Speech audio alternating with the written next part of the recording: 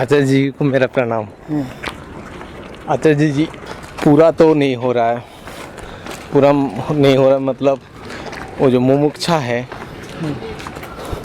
वो पूरा तो मतलब जैसे 50-50 है।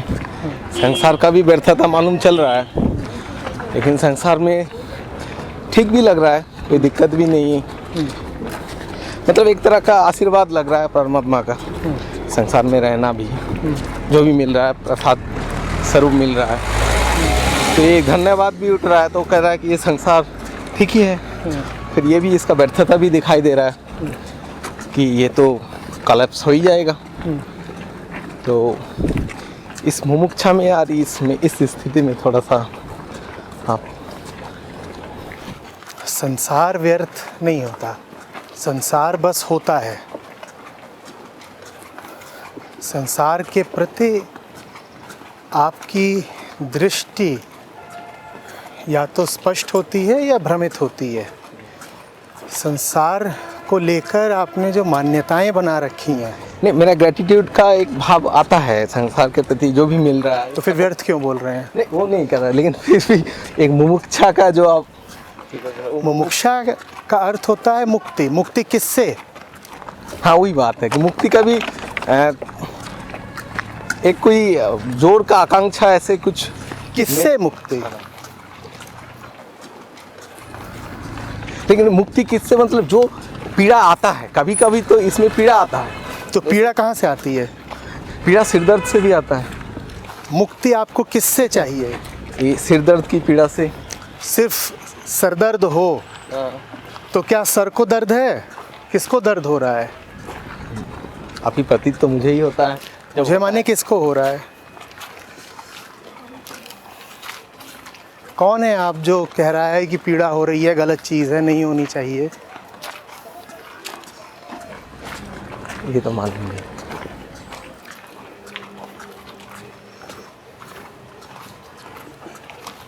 पीड़ा जिसकी है उसको हो रही है।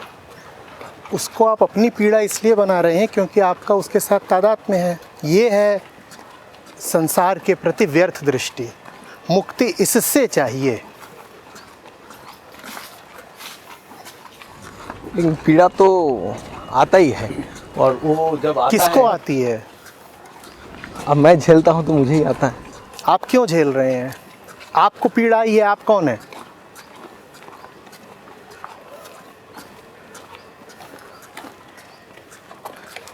इसी व्यर्थ भाव को देहाभिमान कहते हैं। ये है दुख का कारण। तो संसार नहीं व्यर्थ है। आप संसार के साथ जो तादाद में रखते हैं, जो गलत संबंध रखते हैं, उसको त्यागना होता है। उस त्याग को मुक्ति कहते हैं। कि मुक्ति मिली झूठी बात से, मुक्ति मिली ऐसी बात से जो पराये झंझट को अपना झंझट बना देती थी। लेकिन क्या ये मेरे साथ हो सकता है? मेरे साथ ये संभव है? आपको तकलीफ़ होती है ना, खुद ही कहते हो। और तकलीफ़ बहुत सुहाती है, बहुत प्यारी लगती है। नहीं, बिल्कुल नहीं लगती है। हाँ। तो तकलीफ़ का बुरा लगना ही ये बताता है कि तकलीफ़ आपका स्वभाव नहीं। तकलीफ़ आपका स्वभाव होती तो आपको बुरी क्यों लगती? स्वभाव तो किसी को बुरा नहीं लगता ना। कुछ है जो आपको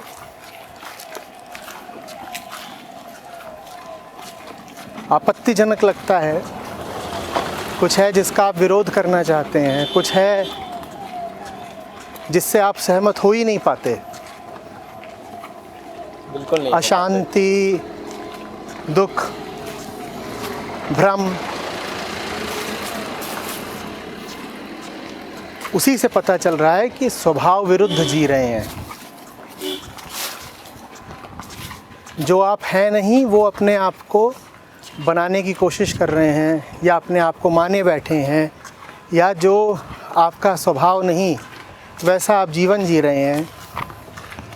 तो इस स्वभाव विरुद्ध जीवन के त्याग को ही मुक्ति कहते हैं।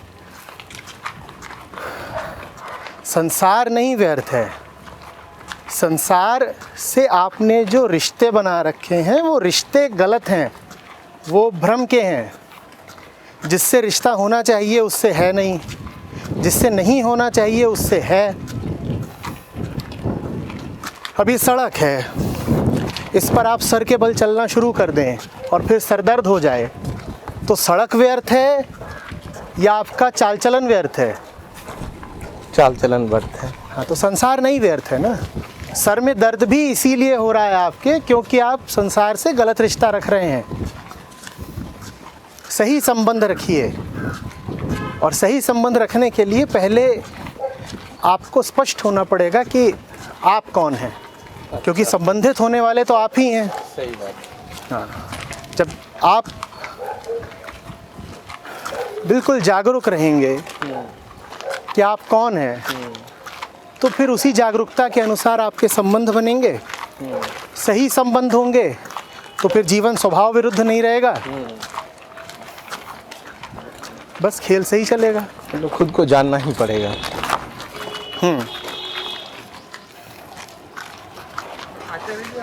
खुद को जानना ही पड़ेगा माने क्या? खुद को जानना ही पड़ेगा, बड़ी कोई रूमानी सी बात लगती है। खुद को जानो, खुद को जानो माने क्या? कल बात करी थी ना, आत्मज्ञान क्या होता है। हाँ, तो आत्मज्ञान ही है खुद को जानना। आत्मज्ञान माने क्या कहा था कल, क्या होता है आत्मज्ञान? अपनी हरकतों, अपने विचारों, ऑब्जर्वेशन रखना। नहीं, ऑब्जर्वेशन नहीं रखना। इतना समझाया कल घंटा भर, यही बोला था मैंने, ऑब्जर्वेशन रखना। अहम के बारे में मैं जो कर रहा हूँ उसके पीछे कौन है? हाँ, आपके कर्मों और विचारों के पीछे कर्ता कौन बैठा हुआ है, यही है खुद को जानना। खुद को जानना और कुछ नहीं होता। आंख बंद कर लें और कोई दिव्य अनुभव होने लगे, ये नहीं कहलाता आत्मज्ञान। या खुद को जानने का ये नहीं मतलब होता कि अचानक आपको भावना उठने लगेगी कि आप तो अविनाशी आत्मा हैं। आत्मज्ञान का मतलब ही यही होता है कि पल प्रतिपल क्या कर रहा हूँ, इसके बारे में ईमानदारी से देखूंगा और समझ जाऊंगा कि मेरे सारे कर्म कहाँ से आ रहे हैं। यही है आत्मज्ञान। जो सर के बल चल रहा है सड़क पर, वो अपने सर को देखेगा, सड़क को देखेगा और पाँवों की बनावट को देखेगा, तो उसको दिख जाएगा कि उसे कैसा होना चाहिए था और कैसा वो हो गया है ज़बरदस्ती, व्यर्थ। फिर वो अपनी इस ज़िद का त्याग कर देगा कि मुझे तो सर के बल चलना है। तो आत्मज्ञान से मुक्ति मिलती है। आत्मज्ञान माने ये देखना कि चल रहा हूँ सर के बल, लेकिन सड़क का संबंध तो होना चाहिए पाँव से, सर से नहीं।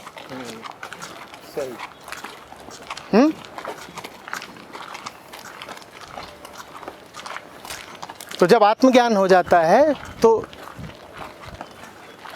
इस मूर्खता से मुक्ति मिल जाती है कि मैं तो सड़क जो कि संसार है उस पैर से चलना चाहिए, सड़क पर सर के बल चलूँगा।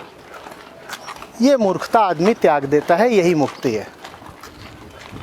अगर हम सब एक है आचार्य जी, तो ये कंसेप्ट ही हो गया कि एक आत्मा वो दूसरे को वस्त्र परिधान करता है, रिबर्थ होता है वगैरह ये चीज़ें। और हम फिर ऊपर देख के किसको दुआ करते हैं अगर हम सब एक ही है? अगर बहुत बड़ा है ना, जो ब्रह्मस्थ है वो थोड़े ही ऊपर देखकर प्रार्थना करता है। अवधूत गीता का आप पाठ कर रहे थे, उसमें दत्तात्रेय बार बार कहते हैं कि अगर मैं प्रार्थना करूं भी तो किससे करूं, मैं प्रणाम करूं भी तो किसको करूं, मैं ही मैं हूं, मेरे अतिरिक्त कोई दूसरा नहीं, मैं झुकूं तो किसके आगे। पर ये बात दत्तात्रेय करें तो ठीक है, उन्हें शोभा देती है। आप करें तो नहीं आपको शोभा देती। आपको तो अभी सब में भेद दिखाई देता है, अपने पराये का अंतर दिखाई देता है। तो आपके लिए तो यही सही है कि अभी आप जब दूसरों को देखते ही हो तो सत्य को भी ईमानदारी से अपने से पृथक ही जानो, क्योंकि आपसे तो पृथक है ही सत्य। क्या आप ऊपर से लेकर नीचे तक सत्य मात्र हो? ऐसा तो नहीं है। झूठ का पुतला है हम, और अगर हम झूठ का पुतला हैं तो इसमें कोई दोष नहीं कि आप सत्य को अपने से अलग जानकर सत्य से प्रार्थना करो, सत्य के सामने नमित रहो।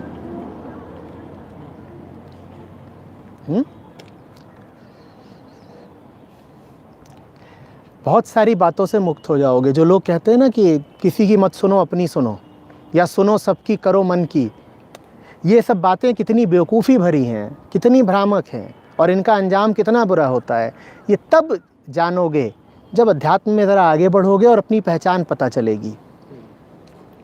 अगर तुम सत्य मात्र होते तब ये बात बिल्कुल ठीक होती कि अपनी करो या अपने दिल पर चलो, पर तुम सत्य मात्र नहीं हो, तुम तो ऊपर से लेकर नीचे तक झूठ से भरे हुए हो। तो जब तुम कहते हो कि हम तो अपनी करेंगे, तो इसका मतलब हम किसकी करेंगे? झूठ की करेंगे। कोई कृष्ण, क्राइस्ट, कबीर, दत्तात्रेय ये बोलें कि अपनी बात पर चलो, अपने अनुसार जीवन जियो, तो उन्हें शोभा देता है। उन्होंने अगर कहा तो वो इस कथन के अधिकारी हैं। हम इस कथन के अधिकारी नहीं हैं। हम अगर ये कहेंगे कि अपने हिसाब से चलेंगे, अपनी मर्जी पर चलेंगे, अपने मन पर चलेंगे, तो ये छोटे मुंह बड़ी बात है, ये झूठे मुंह बड़ी बात है। झूठ सच का दंभ भर रहा है। ये अहंकार ही नहीं है, ये अंधा अहंकार है।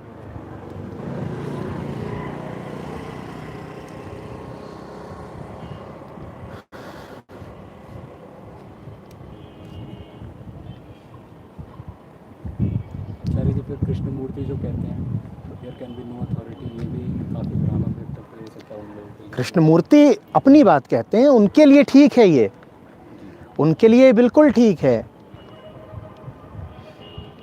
वो सत्य को समर्पित हो गए।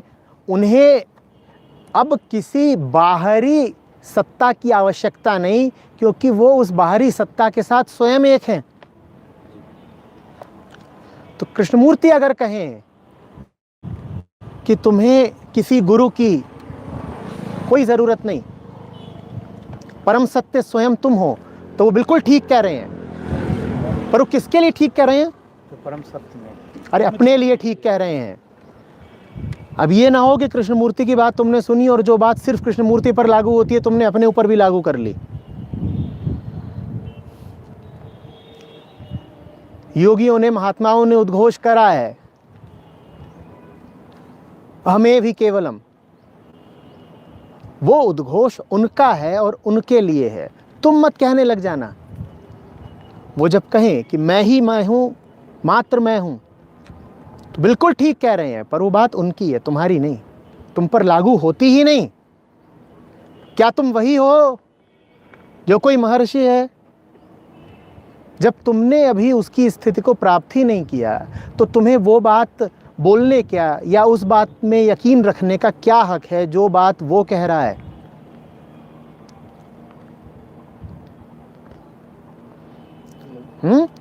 कबीर साहब कहते हैं, माला फिरूं न जप करूं, मुंह से कहूं न राम, सुमरन मेरा हरि करें मैं पाऊं विश्राम।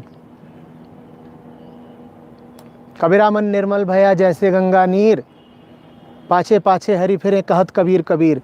ये बात कबीर साहब कहें, उन्हें शोभा देती है। तुम मत कहने लग जाना कि माला फिरूं न जप करूं, मुंह से कहूं न राम, कि नहीं साहब हम तो न माला फिरेंगे, न जप करेंगे, न राम का नाम लेंगे। कबीर साहब राम का नाम लें, बढ़िया बात है, उन्हें राम का नाम लेने की ज़रूरत नहीं, उनके हृदय में राम बैठे हैं, वो राम का नाम लेके क्या करेंगे? पर तुम अगर राम का नाम नहीं लोगे तो तुम किसका किसका नाम लोगे? सांसारिक चीजें। तुम शैतान का नाम लोगे। राम का नाम नहीं लोगे तो शैतान का लोगे। राम का नाम नहीं लोगे तो प्रिया, सुप्रिया, सीता, गीता, मीता सबका नाम लोगे। ये तो बड़ी मजेदार बात हो गई। दुनिया भर की हर वासना का तुम नाम ले रहे हो, लेकिन राम का नाम लेने में कह रहे हो मुख से कहूं न राम।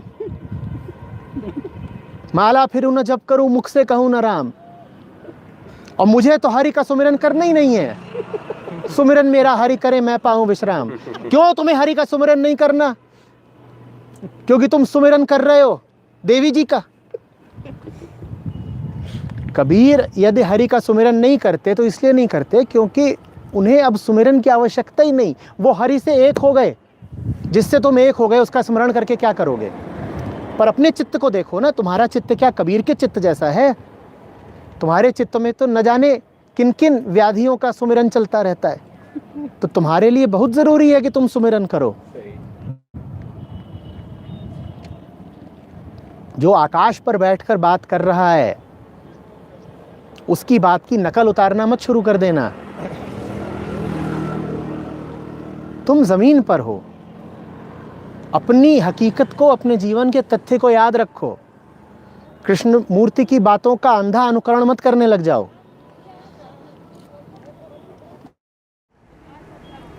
आचार्य जी, फिर तो वो जो कबीर जी जो कहते हैं गुरु गोविंद दोनों खड़े काको लागे पाए, बलिहारी गुरु आपकी गोविंद देव बताए, तो फिर वो बात भी तो उन्हीं के हिसाब से लागू वहाँ होता है। तुम्हें देखना पड़ेगा कि कौन सी बात उन्होंने तुम्हें सीख के तौर पर बताई अच्छा, है और अपने लिए कौन सी बात अपने लिए उनका अपना है। आनंदपूर्ण मुक्त उद्घोष है। सही।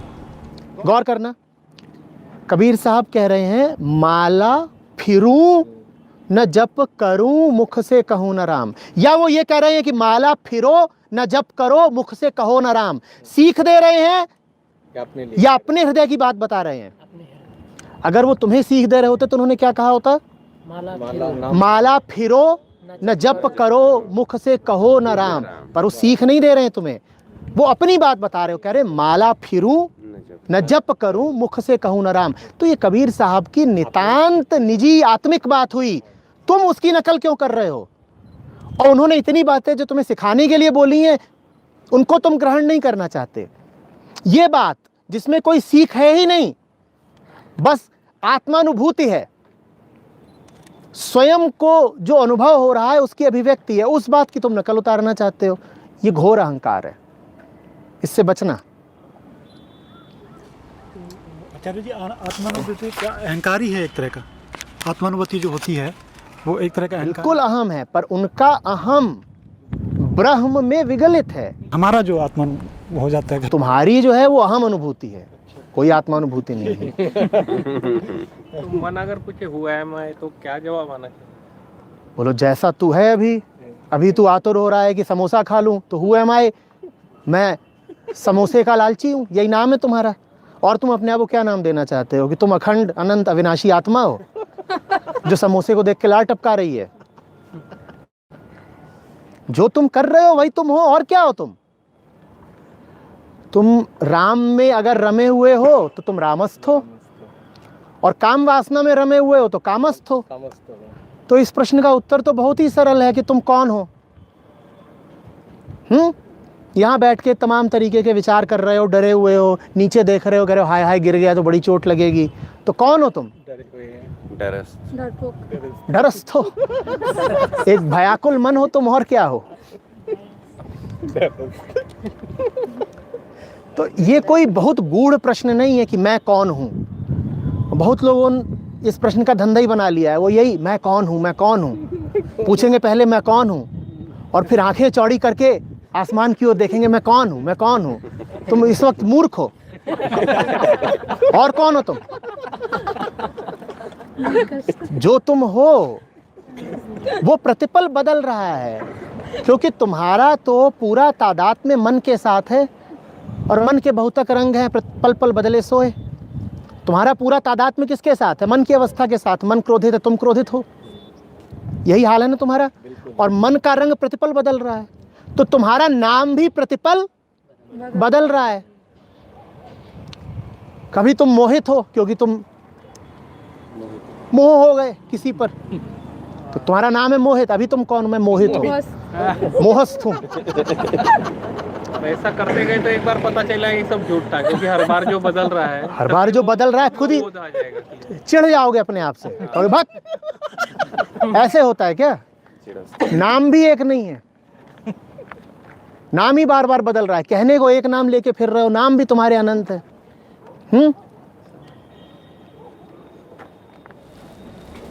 जो एक्सरसाइज देते थे वो है लोगों ने हालांकि मतलब नहीं था। जिस तरीके से इस प्रश्न का उपयोग अध्यात्म में किया जाता है वो तरीका ही बहुत गलत है, झूठा है, भ्रामक है। वहाँ तुमसे कहा जाता है जाओ विचारो तुम कौन हो, और चुपके से पहले ही तुमको उत्तर बता दिया जाता है कि विचारना आधे पौन घंटे और अंत में उत्तर ये लेके आना कि मैं तो मौन शून्य अनंत अविनाशी आत्मा हूँ।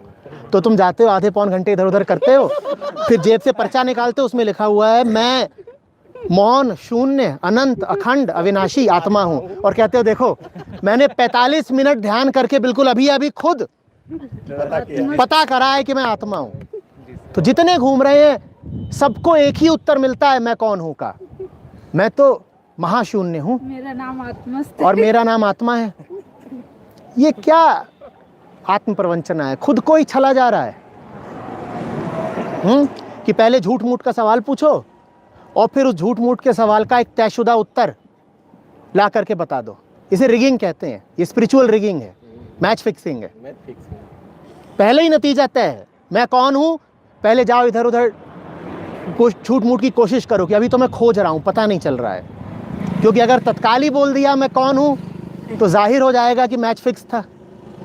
तो पहले झूठ मूठ इधर उधर जा करके अनुसंधान करो, खोजबीन करो, अरे मैं कौन हूँ, अरे मैं कौन हूँ, अरे मैं कौन हूँ। और जब आधा घंटा 45 मिनट बीत जाए तो कहो अरे पता चल गया, अभी अभी नीली रोशनी उतरी है, अभी अभी एक गहन शून्य और मौन अवतरित हुआ है, और मुझे अभी अभी एक मौलिक ज्ञान हुआ है कि मैं आत्मा मात्र हूँ। हैं? बुद्धू बना रहे हो खुद को ही।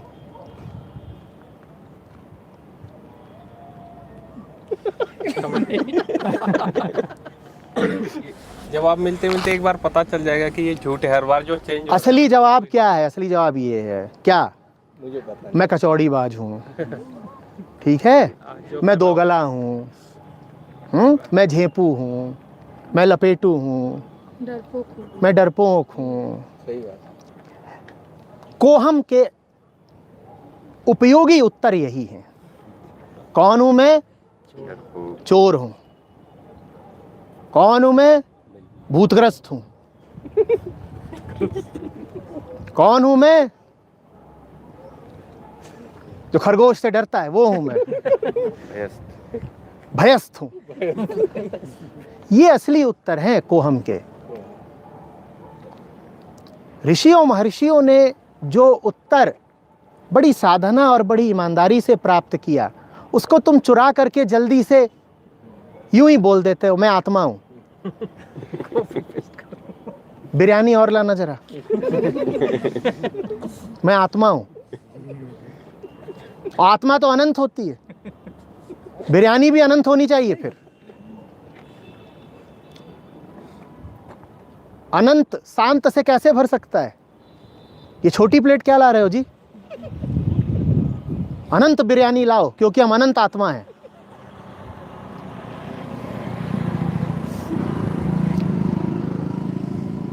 बकरे वाली लाना, बकरे वाली।